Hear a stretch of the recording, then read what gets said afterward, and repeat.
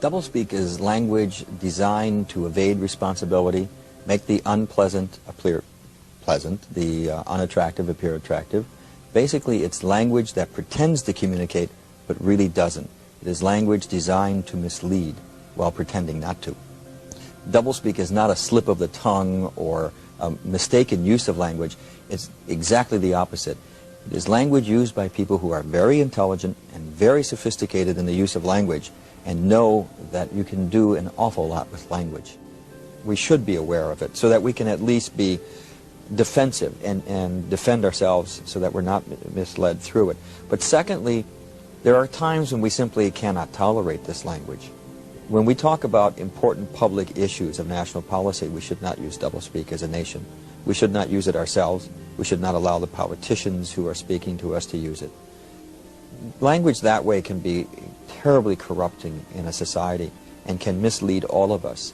And in a democracy that depends upon the active participation of its citizens, it can lead to cynicism and resentment and a withdrawal from the political process. Does that have anything to do with the reason why only 50% of the American people voted in 1988? I have a hypothesis that I would love to test, and I hope sometime to be able to do that. I would love to be able to track the pervasiveness of doublespeak as it grew, along with the decline in voting. Because the reaction I get to doublespeak from a lot of readers of the Quarterly Review as they write to me is, well, of course I know this language. I see it all over the place. I see it all the time. But, you know, what else can you expect from politicians? They all lie. They all use doublespeak. It is that cynicism which leads to there's nothing I can do about it, so people withdraw.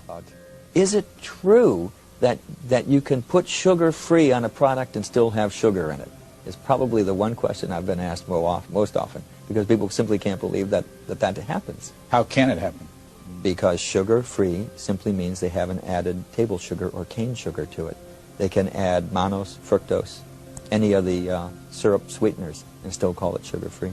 So, you know, when you eat something that's sugar-free, there's sugar in it. Oh, yes, and by the way, I found out in a radio interview when they had people in the audience calling in, a man called in and said, do you mean that there's sugar in there? I said, well, yes, there's sugars in that food. He said, well, I'm a diabetic, and my wife makes sure she buys only the sugar-free. I said, you can't eat those. You have to use only the dietetic, because that's governed by law. Sugar-free isn't. Here's a man who was threatening his health through this kind of false labeling. It was absolutely amazing. But the food, his novel, 1984, addressed the importance of language in society and the control and manipulation of language to control and direct society. I think the most important point in 1984 is that power grows not out of the barrel of a gun. Power grows not out of the thought police and rule by terror. It grows out of the power of language in that novel. What is reality? Reality is not external. Reality exists not in the mind of the individual, which soon perishes, but in the mind of the party, which is collective and immortal. What the party says is reality is real. And how else can the party do that? Except by language. The party has taken control of language and has taken it away from the individual. And that's the power, because those in power who control language control the way we see the world. See, any politician in power starts using doublespeak. The Democrats did. I love Jimmy Carter's comment on the failed raid to free the hostages in Iran. He called it an incomplete success. He did that without even thinking about it. He was just automatically using that kind of language. But we had doublespeak. So there's always a mixture of language, because anyone who reaches any position of power must either instinctively or knowingly know how to use doublespeak and know how to use it at a certain time and when to turn it on and off and to what degree. You can simply track that in anyone in the rise to power. I'm trying to think of the great Spencer Tracy movie. It's a classic film where he's running for president. He's the ordinary man who gets caught up in the presidential race, and he becomes a national hero. And one of the things they do in the movie is show that as he moves closer to getting the nomination, he starts using more and more of what we would call doublespeak. Until finally there comes a scene at the end of the movie when he gets so disgusted with what he has become that he quits the race.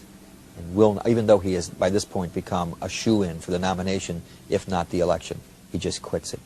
But the movie has traced the compromises that he makes through language in order to achieve it.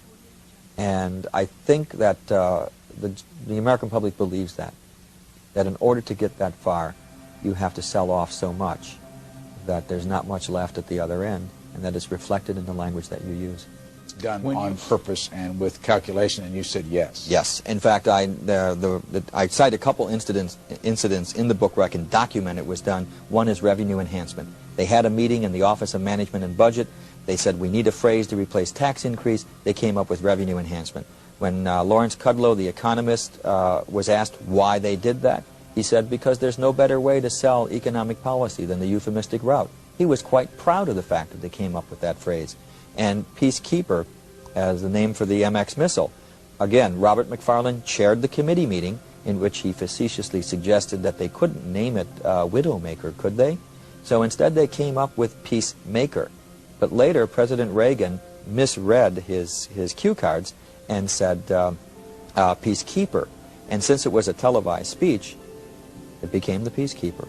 And it was a name that was deliberately designed to make a nuclear missile sound nice. Does it work? Yes. Oh, of course it works. I mean, most people don't hear it. They will hear some of it, but not all of it. One of my favorite examples from this past year is the Resource Development Park that they were going to establish in Kansas City, until the good folks in the neighborhood where they were going to put the park asked, what is a Resource Development Park? Do you know what a Resource Development Park is? In Kansas City, it's a dump. They were going to put a dump in their neighborhood until somebody asked what it meant. They deliberately invented that phrase to try and slip a dump into the neighborhood without anyone noticing it until it was too late.